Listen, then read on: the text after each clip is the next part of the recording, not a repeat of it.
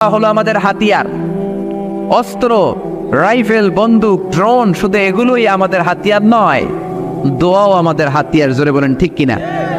সব কিছুর দৌরাত্ম, খবরদারি যেখানে শেষ, মুমিনের দোয়ার কারিশমা সেখান থেকে শুরু। কথা বুঝতে পেরেছেন? সব কিছুর দৌরাত্ম যেখানে শেষ, মুমিনের দোয়ার কারিশমা সেখান থেকে শুরু। চিল্লায় বলেন ঠিক কিনা? এজন্য বিশ্বনবী বললেন, দুআউ সিলাহুল মুমিন, দোয়া হচ্ছে মুমিনের অস্ত্র।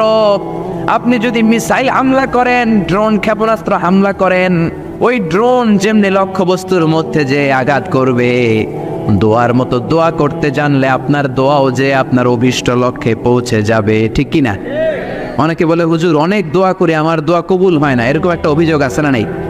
জোরে বলেন। অনেকে আমাদের কাছে বলে, হুজুর একটা পেরেশানিতে আছি, একটু ঝামেলায় আছি, বিপদে আছি, 2 বছর ধরে মসজিদে চোখের পানি ছেড়ে দোয়া করলাম, কিন্তু দোয়া তো কবুল হয় না, আমার আল্লাহ আমার কথা শোনে না। এরকম অভিযোগ আছে না নাই? এর কারণ দোয়াটা সিনসিয়ারলি হয় নাই, আন্তরিকতার সাথে হয় নাই, মনোযোগ দিয়ে হয় নাই। সিনসিয়ার দোয়া এটা অনেক পাওয়ারফুল, অনেক শক্তিশালী, এটা কখনো মিস হতে পারে না। চিল্লায় বলেন ঠিক কিনা? বিশ্বনবী বললেন, দোয়া এত পাওয়ারফুলি, আত-তাকদীরু লা ইয়ারুদ্দু ইল্লা বিদ-দুআ, মানুষের তাকদীরের কোনো চেঞ্জ নাই, কোনো পরিবর্তন নাই, কিন্তু তাকদীরের যদি কোনো কিছু চেঞ্জ হয়ে যায়, সেটা হলে দোয়ার মাধ্যমে হয়ে থাকে। সুবহানাল্লাহ। দোয়া আপনার তাকদীরকেও চেঞ্জ করে দিতে পারে। চিল্লায় বলেন ঠিক কিনা? এই দুনিয়ার মানুষগুলোর কাছে বেশি বেশি চাইলে খুশি হয় না রাগ হয়? জোরে বলেন। আপনার কাছে যদি আমি 500 টাকার জন্য আজকে যাই, 500 টাকা দেন, মিজানুর রহমান আজহারী হুজুর আসছে, না দিলে কেমন দেখায়, দিয়ে দিলেন। কালকে তাও দিলেন, তারপরের দিন দিবেন, খাইয়ে দেয়া কাম নাই, আমার টাকা দিবেন না। এরপরের দিন 200, এরপরের দিন 100, এরপরের দিন লাড়ি লইয়া দৌড়াইবেন। ঠিক কিনা? এটা দুনিয়ার মানুষের রীতিনীতি। বারবার একটা বিষয় নিয়ে আসলে আমরা রেগে যাই, আমরা অপছন্দ করি, কিন্তু আল্লাহর নীতি উল্টা। আল্লাহর কাছে বারবার চাইলে আল্লাহ খুশি হয়। ঠিক কিনা? তিরমিজির বর্ণনায় বিশ্বনবী বললেন, ইন্নাহু মান লাম ইয়াসআলিল্লাহ ইয়াগদাব আলাইহি, যে ব্যক্তি আল্লাহর কাছে চায় না, আল্লাহ তারে পছন্দ করে না। সুবহানাল্লাহ। আর যে ব্যক্তি আল্লাহর কাছে চায়, তারে আল্লাহ পছন্দ করে। ঠিক কিনা? এজন্য চাইতে রাজি আছেন? দোয়া করতে রাজি আছেন? কার কাছে করবেন? নাকি ছোট হুজুরের কাছে, বড় হুজুরের কাছে, দাদা হুজুরের কাছে, ল্যাংটা বাবার কাছে, খাজা বাবার কাছে, দুর্গায় যে, দরগায় যে, কোথাও যে কিছু আমরা চাইবো না, চাইবো একজনের কাছে। তিনি কে? কারণ তার কাছে আমরা যাই চাই, তিনি বলে যাও, দিয়ে দিলাম, যাও নিয়ে যাও, ইয়েস দেব, আমি দেব, আমি দেব। তিনি সব সময় বলে আমি দেব, তিনি সব সময় বলে ইয়েস। নো, এটা তিনি বলে না। আল্লাহর ডিকশনারিতে নো নাই। কি নাই? আপনি যখনই চাইবেন আল্লাহ বলে ইয়েস দেব। তাহলে বলবেন, হুজুর এত কিছু চাইলাম, দিল না কেন? আপনার মন মতো দিবে না। আল্লাহর দেওয়ার একটা ক্যাটাগরি আর সিস্টেম আছে না নাই? আল্লাহ 3 ক্যাটাগরিতে দেয়। কয় ক্যাটাগরিতে? 3 ক্যাটাগরি। ক্যাটাগরি নাম্বার 1, আপনি চোখের পানি ছেড়ে আল্লাহর কাছে কিছু চাইলেন, আল্লাহ বলে দেব, ইয়েস। কি বলে? কারণ আল্লাহর কাছে তো নো নাই। কি নাই? না বলে না। চাইলে আল্লাহ না করতে জানে না, আল্লাহ বলে ইয়েস দেব, দিয়ে দেয়। আমরা খুশি হয়ে যাই, আমরা নাচতে শুরু করি। ঠিক কিনা? Category number 1। শুনতেছেন না বোধহয়? কষ্ট হচ্ছে নাকি মোনাজাত দিয়ে দিব? শুনবেন আরো কয়েক মিনিট? ক্যাটাগরি নাম্বার 1, চাইলাম, দিয়ে দিল, ইয়েস। এবার ক্যাটাগরি নাম্বার 2, চোখের পানি ছেড়ে একটা কিছু চাইলাম, তখনও বলে ইয়েস। কি বলে? কারণ ওনার কাছে তো নো নাই। কি নাই? আল্লাহ বলে ইয়েস দেব, তবে এখন না, পরে দেব। কখন দিলে আমার জন্য ভালো, আমার চেয়েও ভালো জানে কে? কখন দিলে আমার জন্য ভালো, আমার চেয়েও ভালো জানে কে? আল্লাহ বলে এখন দিলে ভালো হবে না, তোর চেয়ে আমি ভালো জানি, যখন দিলে তোর জন্য ভালো হয় তখন দিয়ে দেব। সুবহানাল্লাহ। 2টা গেল। এবার হইল ক্যাটাগরি নাম্বার 3, চোখের পানি ছেড়ে আপনি আল্লাহর কাছে চাইলেন, আল্লাহরে ডেকে বললেন, আল্লাহ আমাকে তুমি এটা দাও, আল্লাহ তখনও বলে ইয়েস। কি বলে? কারণ ওনার কাছে কি নাই? নো নাই। উনি না বলতে জানে না, চাইলেই বলে ইয়েস দেব, তবে এখনো দেব না, পরেও দেব না। কিয়ামতের ময়দানে যেদিন বিপদে পড়ে চিল্লা চিল্লি করবা, ওই দিন তোমারে দেব। সুবহানাল্লাহ। চিল্লায় পড়েন আল্লাহু আকবার। এই জন্য চাইতে হবে একজনের কাছে, তিনি কে? সব নবীরা বিপদে পড়ে চেয়েছেন কার কাছে? সাইয়েদনা আদম আলাইহিস সালাম না বুঝে শয়তানের ওয়াসওয়াসায় পড়ে ছোট্ট একটা ভুল করলেন, কেঁদে কেঁদে মোনাজাত করলেন কার কাছে? পড়েন সবাই, রব্বানা যালামনা আনফুসানা ওয়া ইল্লাম তাগফির লানা ওয়া তারহামনা লানাকুনান্না মিনাল খাসিরিন। আল্লাহ, আমি গুনাহ করেছি, অন্যায় করেছি, অপরাধ করেছি, আপনি যদি ক্ষমা না করেন, ক্ষমা করার মতো দ্বিতীয় আর কেউ আছে নাকি বলেন? আছে? এজন্য ক্ষমা চাইবেন কার কাছে? আরো জোরে, কার কাছে? নিরাশ হওয়ার কারণ নাই। কত গুনাহ করেছেন, কত অন্যায় করেছেন, আপনার গুনাহ যত বড়ই হোক, আল্লাহর দয়া তার চেয়েও বড়, ঠিক কি না? আবার সাইয়েদনা ইব্রাহিম আল্লাহর কাছে নামাজের দোয়া করলেন। কিসের দোয়া? রব্বি জাআলনি মুকিমাস সালাতি ওয়া মিন যুররিয়াতি রব্বানা ওয়া তাকাব্বাল দুআ। ও আল্লাহ, আপনি আমার নামাজ কায়েমকারী বানিয়ে দেন, আমার ছেলেটার নামাজ কায়েমকারী বানিয়ে দেন, আমার দোয়াটা আপনি কবুল করে নেন। পড়েন আমিন।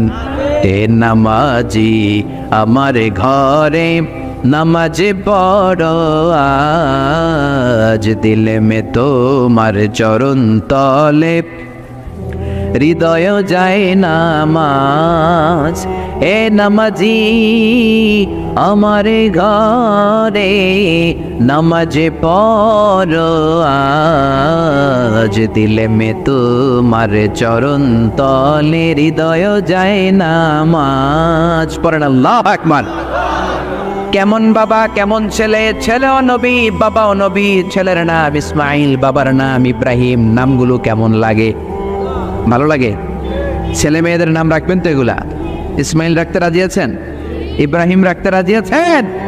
কেমন বাবা, কেমন ছেলে? বাবা ছেলের জন্য দোয়া করলেন, ও আল্লাহ, আমার ছেলের নামাজ কায়েমকারী বানিয়ে দেন। আবার এমন বাবা, এমন ছেলে, দুই বাবা মিলে কাবা ঘর নির্মাণ করেছেন, ঠিক কিনা? বাবা মেইন রাজমিস্ত্রি, ছেলে হচ্ছে যোগালী, পাথর এনে দেয়, ইট এনে দেয়। সাইয়েদনা ইব্রাহিম কাবা ঘর বানাতে বানাতে আর হাত দিয়ে নাগাল পায় না। আল্লাহর ডেকে বললেন, আল্লাহ আর তো নাগাল পাই না। আল্লাহ বললেন, টেনশন নাই, চিন্তা নাই, জান্নাত থেকে অটোমেটিক একটা পাথর এনে দিলাম, পাথরটার নাম মাকাম ইব্রাহিম। এই পাথরের উপর দাঁড়াও, যত উঁচুতে উঠতে মনে চায় পাথর অটোমেটিক উপরের দিকে উঠে যাবে। সাইয়েদনা ইব্রাহিম বানাতে শুরু করলেন। আবার এই দুই নবীকে আল্লাহ ধমক দিয়ে বললেন, তাহরা বাইতি লিত-তাইফিন ওয়াল আকিফিন। ও ইসমাইল, ও ইব্রাহিম, আমার ইবাদতকারী বান্দাদের জন্য, আমার হাজী সাহেবানদের জন্য, উমরাকারীদের জন্য বাপ বেটা মিলে ঝাড়ু নিয়ে কাবা ঘরকে ঝাড়ু দিতে শুরু করে দাও। সুবহানাল্লাহ।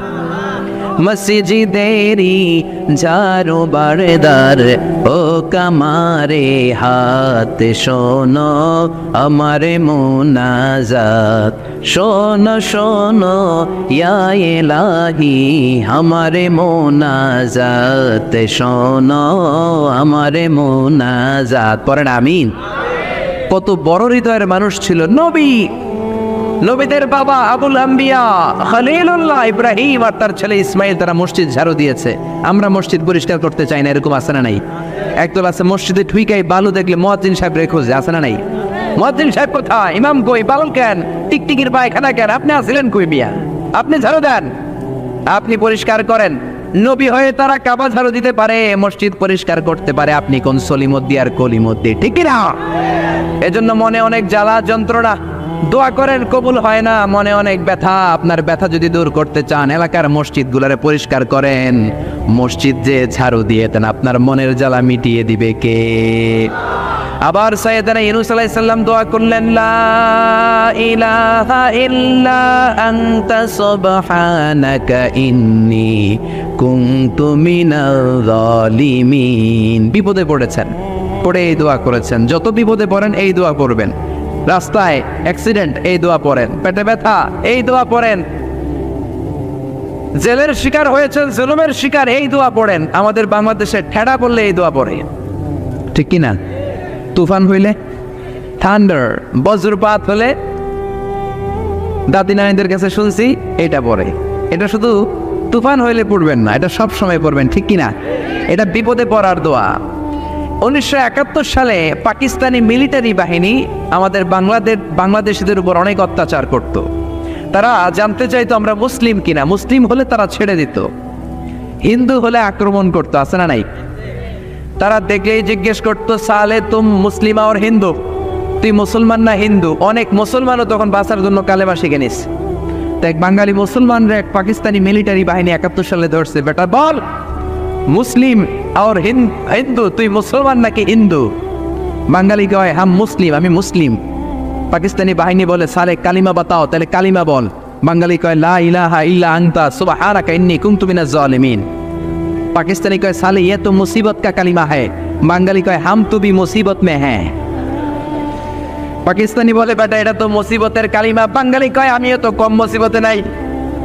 পিস্তল ধরে তুমি আমার কালিমা জিজ্ঞেস করো কোনটা বলতে যায় কোনটা বলি, আমার তো হুঁশ নাই, ঠিক কিনা? এজন্য বিপদে পড়লে এই দোয়া পড়ার দরকার আছে না নেই? আবার জাকারিয়া আলাইহিস সালামের ছেলে নাই, উনি ছেলের জন্য দোয়া করলেন কার কাছে? রাব্বি লা তাযারুনি ফারদাও ওয়া আনতা খায়রুল ওয়ারিসিন। ও আল্লাহ, আপনি আমারে আটকুরা বানাবেন না, নিঃসন্তান বানাবেন না, সন্তান দিয়ে আমার কলিজাটা ঠান্ডা করে দেন। যাদের সন্তান নাই আল্লাহর কাছে বেশি বেশি করে চান, মনের জ্বালা দূর করে দিতে পারে কে? কেউ যেটা পারে না সেটা পারে কে? নাকি মাজারে যে খাসি মানত করবেন, মুরগি, মোমবাতি, লাল শালু, মশারি? সর্বনাশ, অনেক মাজারে মশারি দেওয়া। তো তোমার পীর সাহেবের কি মশাই কামড়ায়?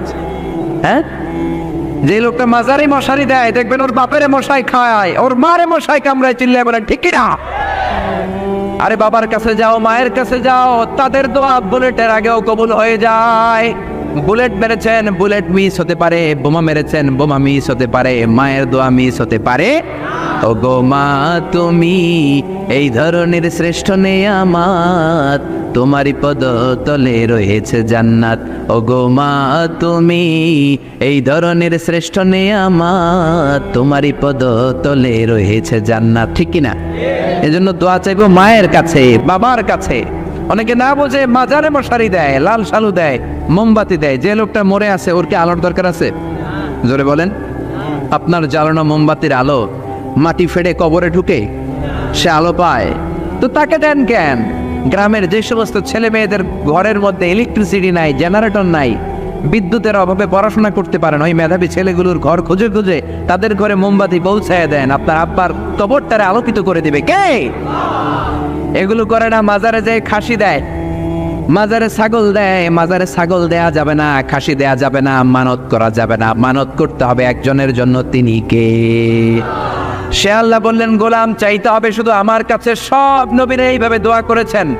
সৈয়দনা ঈসা আলাইহিস সালাম দোয়া করেছেন, আল্লাহ আপনার কাছে আমি দোয়া করি আমারে আপনি শেষ নবী বানায়া দেন। কোন নবী? জোরে বলেন। এটা কি সম্ভব? কারণ শেষ নবী একজন আছে না নাই? কি নাম? সবাই বলেন কি নাম? মুহাম্মদ সাল্লাল্লাহু।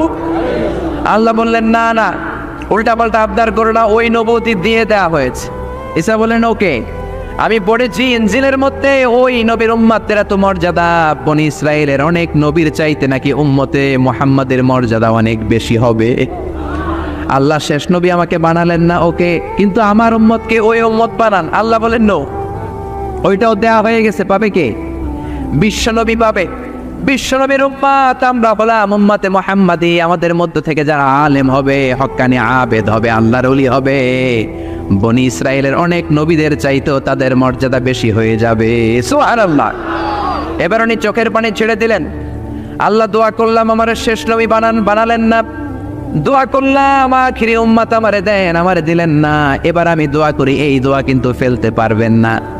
আল্লাহ বললেন করো করো।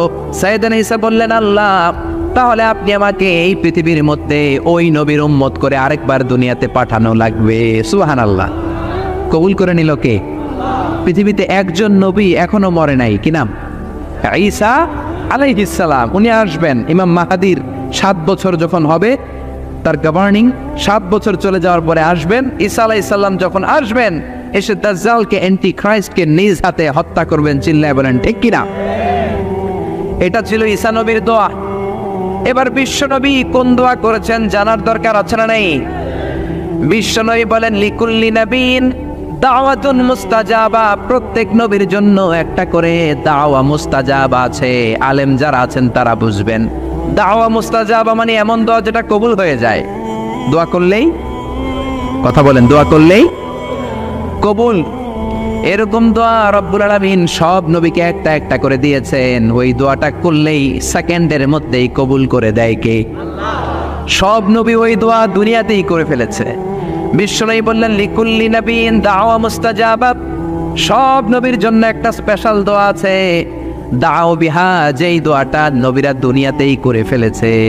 ওয়া ইন্নী আখতাবিউ দাওয়াতি শাফাআতান লি উম্মতি ইয়াউমাল কিয়ামাহ। আল্লাহু আকবার। আর আমি আমার দাওয়া মুস্তাজাবা স্পেশাল দোয়াটা এখনো করি নাই, আমার দোয়াটা এখনো আমি জমিয়ে রেখেছি। কিয়ামতের কঠিন ময়দানে আমার উম্মত যখন বিপদে পড়ে যাবে, আমার উম্মতের জান্নাতে যাওয়ার ব্যাপারে ঝামেলা লেগে যাবে, আল্লাহর অনুমতি ক্রমে শাফাত করে করে আমি আমার উম্মতদেরকে জান্নাতে ঢুকিয়ে দেব। তখন আমি ওই দোয়াটা করব। বিশ্বনবী সেজদায় পড়ে থাকবেন কিয়ামতের ময়দানে, সব নবীরাও বলবে ইয়া নাফসি ইয়া নাফসি। কেউ যখন আল্লাহর কাছে যেতে পারবে না, সবাই মিলে বিশ্বনবীর কাছে যাওয়ার পরে বিশ্বনবী তখনও মাথা তুলবেন না। বিশ্বনবী কপাল ঠুকে কেঁদে কেঁদে বলবেন রব্বি হাবলি উম্মতি, ও আল্লাহ আমার উম্মতকে আপনি মাফ করে দেন। সুবহানাল্লাহ। আল্লাহ বলবেন নবী ইরফা রাসাক, মাথা উঠান, সাল তুতা, আজকে যা চাইবেন তাই দিব, ইশফা তুশাফা, যারাই শাফাত করবেন আমার অনুমতি ক্রমে কবুল করে দিব। সুবহানাল্লাহ। বিশ্বনবী চাইলে ওই দোয়াটা দুনিয়াতেই করতে পারতেন অন্য নবীদের মতো, ঠিক কিনা? অন্য নবীরা যেমনি নিজেদের প্রয়োজনে ওই দোয়াটা দুনিয়াতেই করেছে, আমার নবীকে ওই রকম করেছে নাকি? তার মানে আমার নবীর আমাদের জন্য মায়া বেশি না কম? আমার জন্য রেখে দিয়েছেন ওই দোয়াটা, আপনার জন্য রেখে দিয়েছেন দোয়াটা, আমাদের জন্য দোয়াটা রেখে দিয়েছেন। আমরা যখন কিয়ামতের ময়দানে বিপদে পড়ে যাব, বিশ্বনবী দোয়া করে করে আমাদেরকে জান্নাতে ঢুকিয়ে দিবেন, ঠিক কিনা? বিশ্বনবী দুনিয়াতে কম আঘাত সহ্য করেন নাই। যেই লোকটার বাইরের চামড়া থেকে রগ দেখা যেত, রগের ভেতর দিয়ে যে রক্তগুলো দৌড়াদৌড়ি করে সেটাও দেখা যেত। সুবহানাল্লাহ। পৃথিবী এত সুন্দর মানুষ দেখে নাই। ওই লোকটাকে পাথর মেরে মেরে তায়েফের ময়দানে রক্তাক্ত করা হয়েছে 3 বার। আমি দেখে এসেছি এবার জায়গাটা। একবার আহত হলেন, আবার উঠলেন, আবার পাহাড়ের কাছে গেলেন, আবার মারা হলো, আবার পাহাড়ের ওই পাশে গেলেন, আবার মারা হলো। 3 বার পাথর মারা হলো। বিশ্বনবী নিজের কোনো প্রয়োজনে, নিজের স্বার্থের জন্য যান নাই, তায়েফবাসীদের জান্নাত নিশ্চিত করার জন্য, তাদের ভালোর জন্য, তাদেরকে দাওয়াত দেওয়ার জন্য গিয়েছেন। তারপরও মায়ের আসারা নাই, তখনও বিশ্বনবী দোয়া করেন নাই।